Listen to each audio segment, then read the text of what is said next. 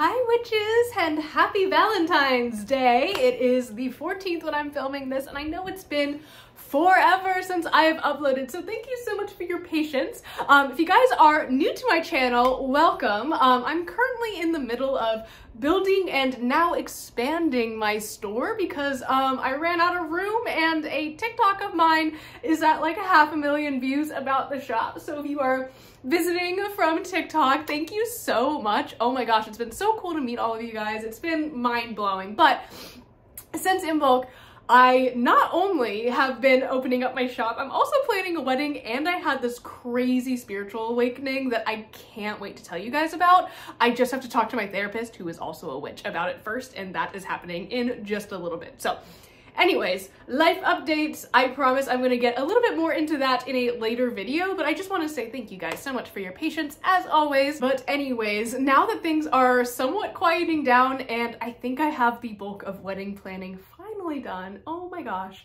now I can focus on all the fun stuff.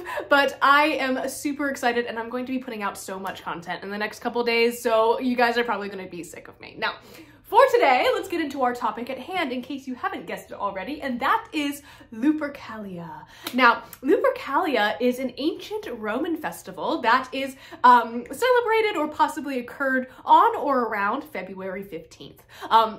A very similar holiday or holiday month in Roman times or Roman mythology, Roman religion, was Februalia as well. So if you are a Roman practitioner or work with Roman gods, perhaps you are celebrating these holidays instead of something like Imbolc. So, you know, there are tons of holidays out there, and I really want to encourage people to connect with those holidays that they feel connected to, right? Now, Lupercalia was primarily a cleansing festival, and the etymology of the month February actually traces back to the Latin word februum, which has two U's in it, kind of like vacuum.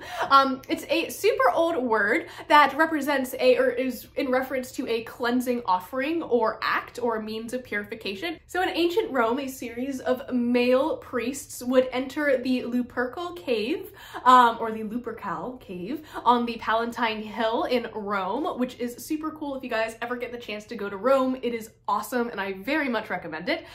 They would perform sacrifices and celebrate the legendary founders of Rome. So we are talking about Romulus and Remus, who were, of course, raised by the wolf Lupus. That's where we're getting Lupercalia, right? Like I said, a similar holiday that was celebrated is Februalia, or Februalia, which is celebrated on the 2nd, and it really kicks off this time of cleansing and purification. So again, we're seeing a lot of this kind of similar themes lining up with each other, and I think it's just so cool to see that, like, even across the world, ancient people were like still celebrating these cycles of the earth. It's just so beautiful, right? So after performing these sacrifices and making their offerings, priests would walk through Rome dressed only in this like goat skin outfit, and would whip or possibly just wrap Roman women on the wrist to invite in fertility. So it's thought that the more that happened, the more fertile you would be. So again, we can kind of see these similarities to Imbolc and wanting to invite in that energy of fertility for the year ahead. For ancient people, the fertility of the planet, and specifically the fertility of their animals, meant life or death and survival. So while we could just, you know, go to the grocery store and pick up a bag of carrots, or, you know, chicken breast or whatever, it was way different for our ancestors. So it's always a good thing for me to, you know, remind myself of this, and especially when we see kind of like odd traditions, or, you know, we're talking about like animal sacrifices. I know that's a little bit scary, but for them that was something that was normal and something that was like widely accepted, right? Now, the last tradition that I wanted to mention, actually there is some debate as to whether or not this actually happened. Some sources that I was finding stated that couples were randomly paired up and spent the duration of Lupercalia together.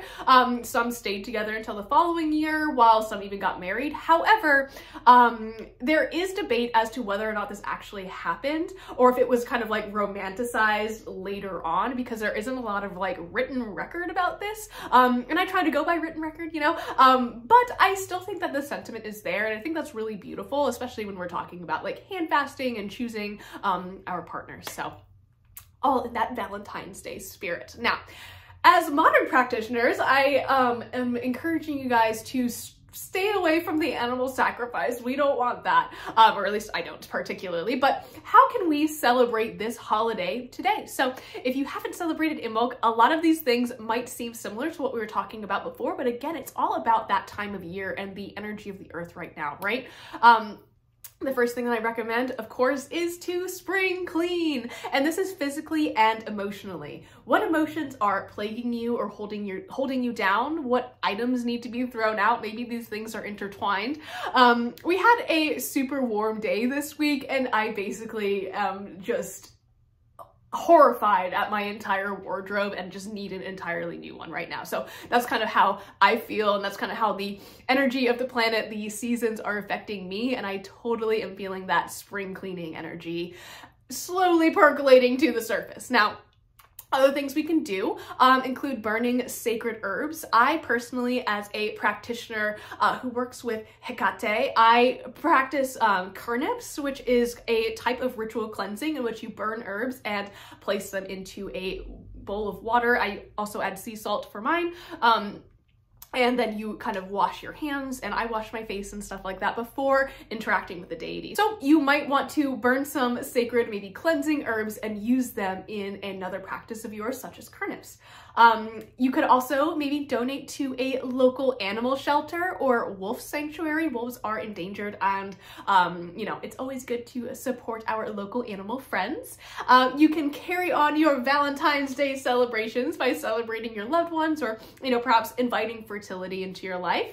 I encourage you to have a feast with bread, wine, red meats, and dried fruits. Just a really hearty winter meal. And maybe even consider, if you're like me, I really like to cook historical things, so every so often I'll be like, what is a Roman recipe? And then try to like recreate it, or I do it a lot for more of like the medieval stuff. I like got really into like tavern food for a while. It's so good. Oh my gosh, I just want to live in the world of D&D.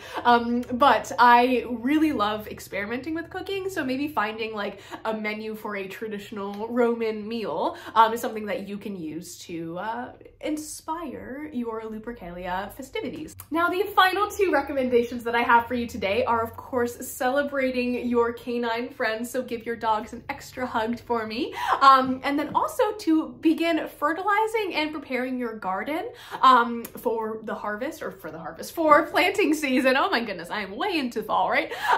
But I encourage you to begin those preparations if you haven't started on Imbolc. Now, I personally am going to wait until the new moon in Pisces to begin planting my personal garden, but if you feel called to start now, I encourage you to do so. So these are my ideas, a little bit of information about Lupercalia. I encourage you guys to look deeper if this is something that inspires you, and also to research other holidays outside of the Wheel of the Year, because there are tons of them that you might resonate with more. So hopefully this was helpful, and I will see you guys in the next one. Bye!